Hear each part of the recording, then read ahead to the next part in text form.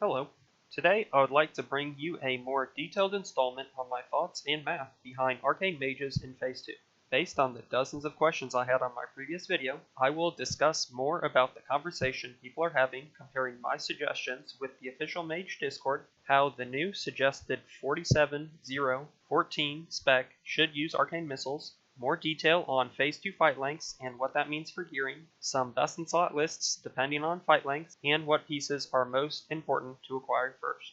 The first topic is a big one, and it makes up a majority of the negative comments I received on my last video.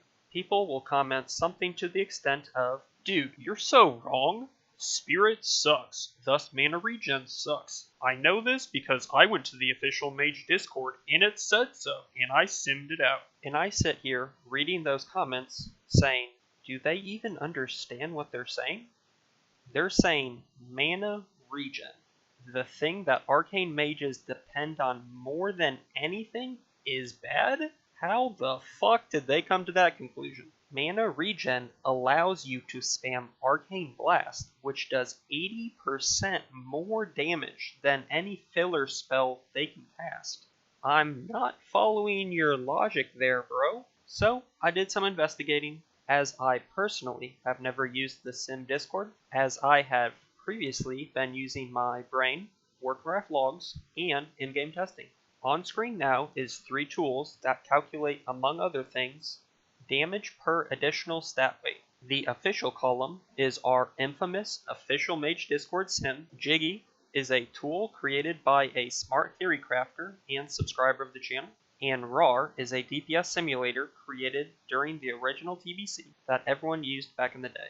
The first box shows the DPS increase each stat gives, but isn't a great comparison since the total DPS numbers are different for all 3 tools. So in box 2, I equalize things by showing the percent increase of DPS each stat would give in each tool. Additionally, these numbers are based on the 3 to 5 minute BIS list in the description for a 5-minute fight, with all the same raid buffs and consumes. As you can see, the official Discord has Intellect as the best stat, slightly beating out spell damage, with Spirit and Crit being substantially worse. For the Jiggys Tool, you see Intellect is still the highest, but at a substantially higher rate.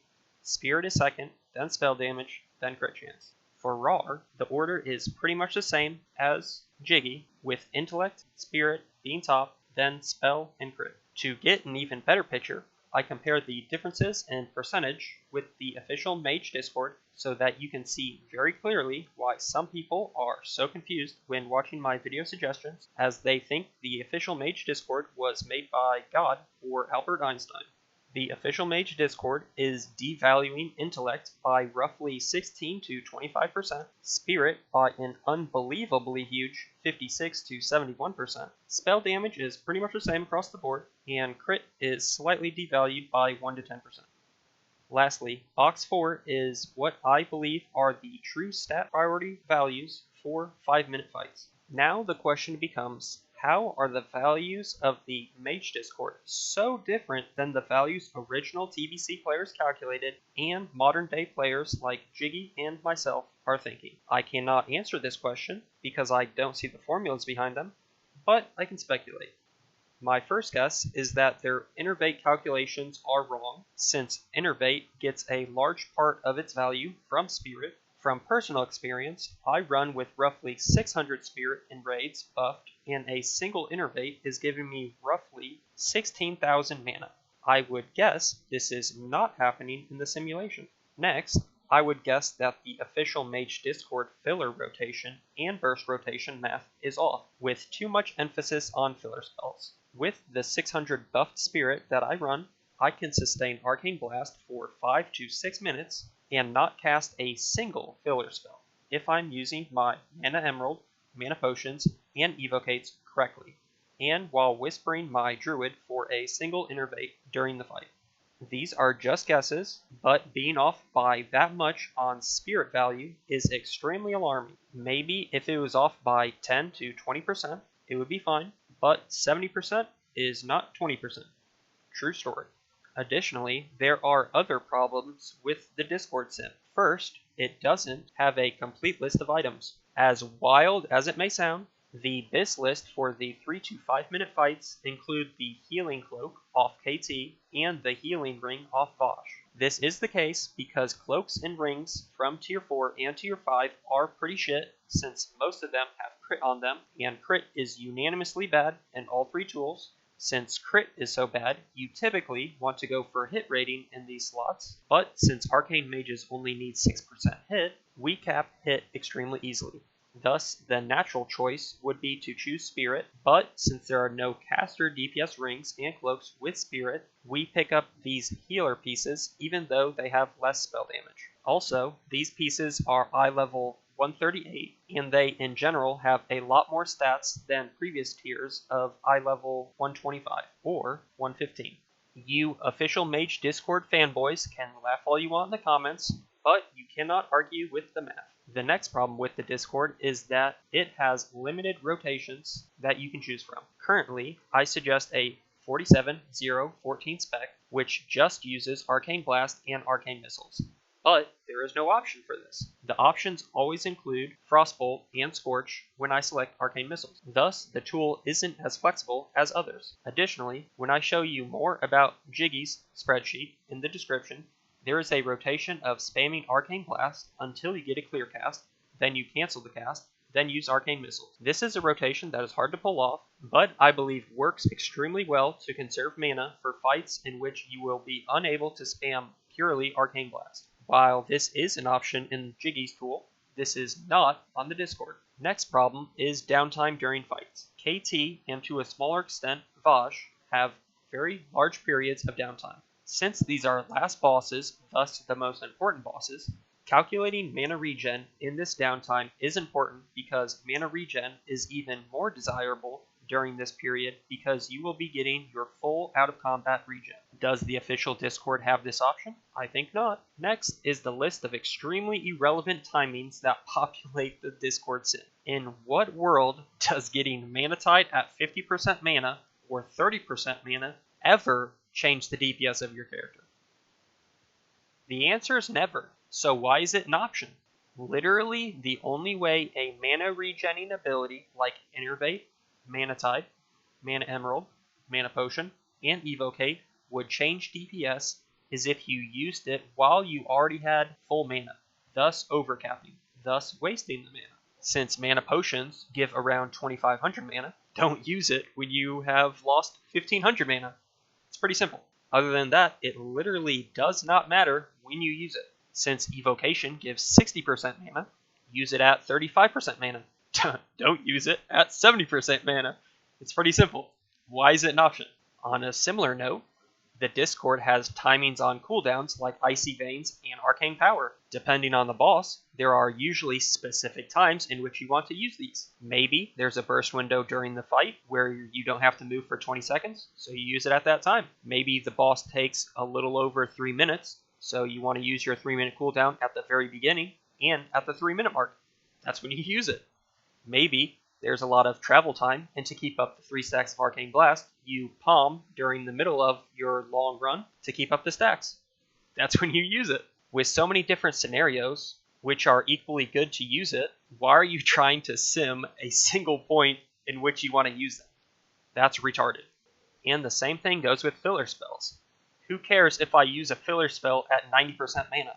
As long as I'm not overcapping my mana, and I'm putting my mana cooldowns on cooldown, then you're playing optimally. All that matters is that you use your mana regen cooldowns when you need them, and end the fight with as close to 0 mana as possible.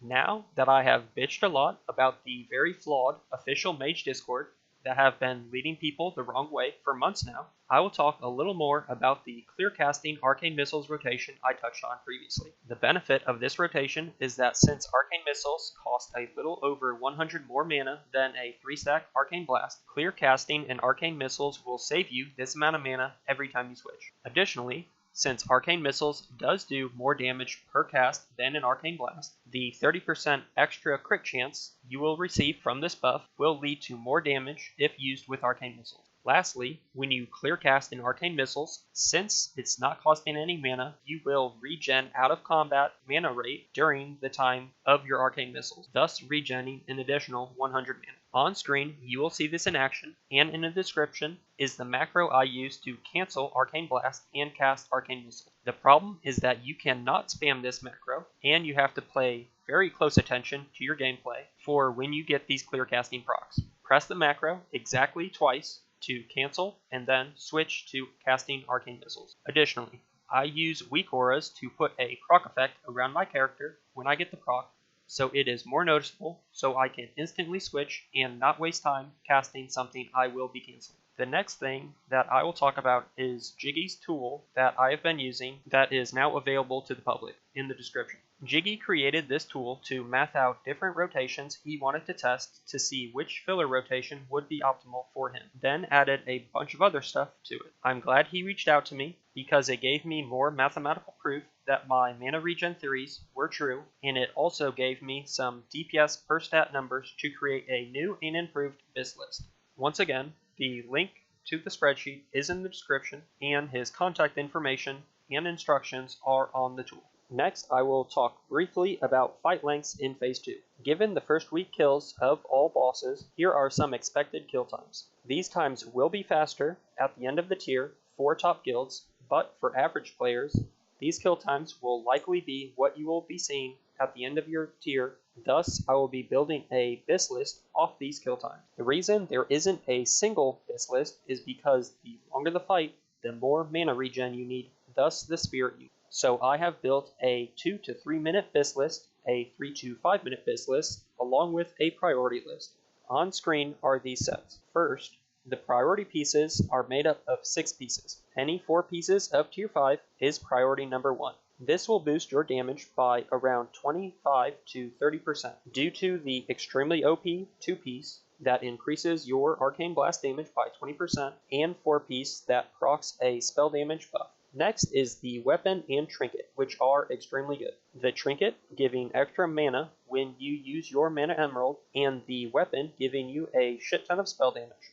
Through these 6 pieces, you'll be gaining almost all the power gain from the entire tier. As you can see from the BIS list compares at the bottom, farming another 9 pieces outside of these 6 priority pieces will give you very minimal power, with the 2 to 3 minute BIS list only gaining 68 spell, 74 crit, but at the loss of 24 int and 65 spirit. The loss of spirit is okay for this because this gear set is for shorter fights, which only top guilds will be seeing, as the average fight length is 4 minutes. For the majority of players that will only have one gear set, I suggest going for the pieces in my 3 to 5 minute BIS, where you gain only 27 spell, 52 crit, 5 spirit, but at the cost of 23 intellect.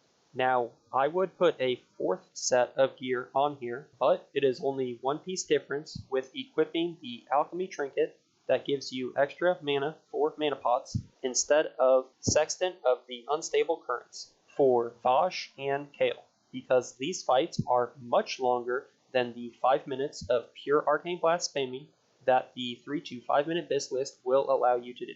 The reason the alchemy trinket is so good is because since Kael'thas is roughly 15 minutes long, you will be able to use 8 mana potions during the entire fight, thus giving you an extra 8,000 mana. Thanks for watching the video. I hope this cleared up some questions that came up in the previous video. Put a comment below if you have any additional questions. Thanks.